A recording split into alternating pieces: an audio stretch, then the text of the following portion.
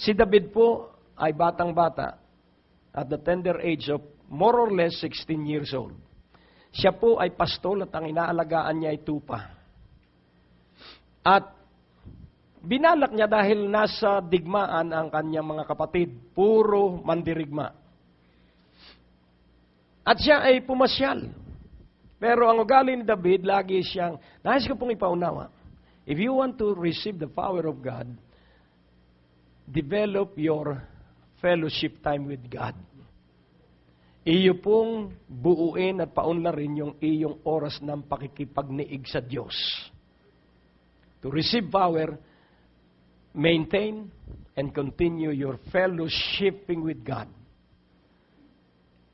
Amen po ba? Ano ang fellowship? Yung oras ng iyong panalangin sa madaling araw.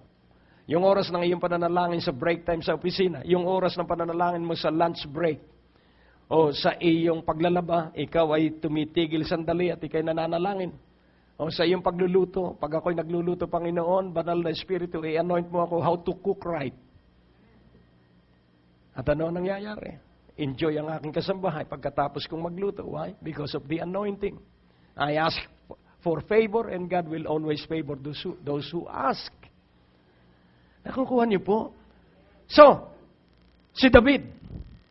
Si David ay may dalang paboritong pagkain ng kanyang mga kapatid. At napansin niya na yung lahat ng kampo ng Israel, lahat ng sundalo, nakatago. Nakatago. At siya nagulat at ang sabi niya, anong nangyayari dito sa mga ito? Mga kawal, ang sabi niya, they are the warriors of they are the armies of the Most High God. Yun po ang kanyang pag-unawa. Dahil siya po ay mahilig sa salita ng Diyos. Kung ibig mo ng pag-unlad, maging mahilig sa salita ng Diyos. Sabihin mo sa iyong katabi, hiligan mo ang salita ng Diyos. Sabihin mo sa iyong katabi, maging bisyo mo ang salita ng Diyos. Oh, purihin ng Panginoon. So, nagulat siya. At narinig niya may isang higante. 10 pie ang taas. Isip-isipin mo, ayan, mataas pa, bali, doble ko. At ang lapad ng dibdib ay 3 pie. At si David ay napakaliit dahil siya ay 16 years old. At ang labanan ganito, pag natalo si Goliath, alipin ang lahat ng Philistines ng Israel. Pero pag natalo, kung sino man yung ihaharap sa kanya, alipin niya ang buong Israel. So yun ang labanan. Hindi na digmaan ng 2 pangkat o 2 hukbo. 2 na lang ang maglalaban. Kaya hinamon niya, pumili kayo ng inyong mga mahuhusay na mandirigma. Ay walang mahusay dahil pati si Saul takot. Nasaan sila? Nagtatago. Yung iba, nagtatago sa likod ng mga bato. Basta wala kang makikita siguro nung panahong yon. Pero si David, tinignan niya yung, hindi niya nakitang higanti yung sumisigaw dahil malayo. Sino kaya ito? Who is this uncircumcised Gentile? Yun agad ang pananalita ng anak ng Diyos. Wala kang katatakutan. Hindi ka matatakot kanino man sapagkat ikaw ay higit pa sa mananagumpay. Amen po ba? At ating unawain, bakit tayo higit pa sa mananagumpay? Through Him that loved us. So ibig sabihin, ang labanan natin ay labanan ng Diyos. At ang ating gagawin lamang ay paninindig at paniniwala na ang Diyos ay umiibig sa atin at sa bawat pagsubok natin tayo pagtatagumpayin niya sapagkat siya ang gagawa ng lahat ng paraan. Ang gagawin na lamang natin paniwalaan. Amen? Kaya nga, ang sabi ni David, ang sabi ni Goliath, ang sabi rito, ano ang sabi niya? Bakit yung kutong lupang yan ang ihaharap ninyo sa akin? Galit na galit si Goliath at baka kung ano-ano pang masasamang salita ang sinabi niya. At ano ang sabi ni David? Ang sabi ni David, ikaw ay pupugutan ko ng ulo. sapagkat ang kamay ng makapangyarihang Diyos ang papatay sa iyo. Ang katapat ng higante, isang maliit na bato. Meron siyang 5 maliliit na bato, pero sa isang bato lamang ay patay na si Goliath. Ayon sa pagsisiyasa, naglago sa utak ni Goliath yung maliit na bato, at katulad ng ipinahayag. So ang isa pong higit pa sa mananagumpay, ipinapahayag niya yung tagumpay na kanyang makakamtan. Nakukuha niyo po. At bakit po ganun ang kanyang katapangan? Because of a living fellowship with God.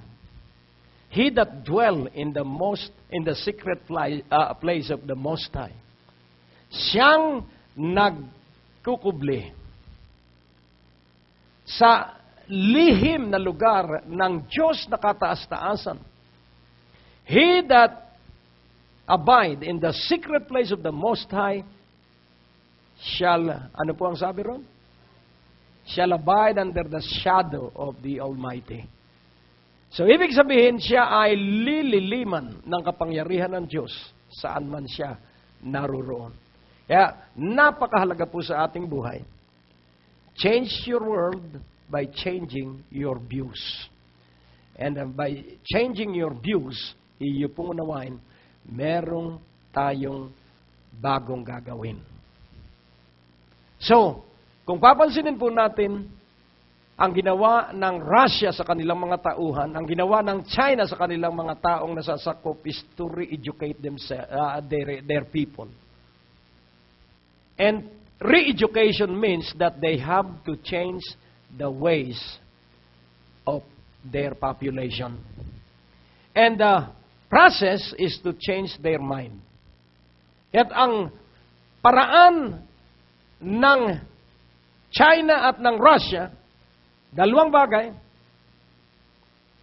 kailangan na sabihin nila sa kanilang sarili na sila'y walang kwentang tao. Self-criticism. And then, yung isa ay self-evaluation. I-evaluate mo dahil kailangan sila'y mawala ng tiwala sa kanilang sarili para sila'y magtitiwala lamang ay sa gobyerno ng kanilang pamahalaan. At kung papansinin po natin, ito po ay itinulat nila sa Biblia. Na ikaw at ako, mapalad ang mga aba na walang inaasahan kundi ang Diyos. Changing our mind. Be ye transformed by the renewal of your mind. Kailangan sa Diyos lamang tayo maasa. So sa halip na Diyos ang asahan ng kanilang mga mamamayan, pinipilit ng pamahalaan ng Russia at ng China na ang tao ay wag nang magtiwala sa sarili, kundi magtiwala na sa pamahalaan. Pero ang Biblia ay nagsabi na ang pamahalaan ay nasa kanyang anak na si Jesucristo. Kaya nga ating unawain, kung magtitiwala din lamang tayo, magtiwala tayo kay Jesucristo sapagkat yun ang marapat. That is the right way. Mapalad ang mga aba na walang inaasahan kundi ang Diyos at ito po'y lubos ang pagtitiwala. Kaya kahit ano ang kirot sa aking katawan, naniniwala ako that by His stripes I am healed. That is complete dependence on Him.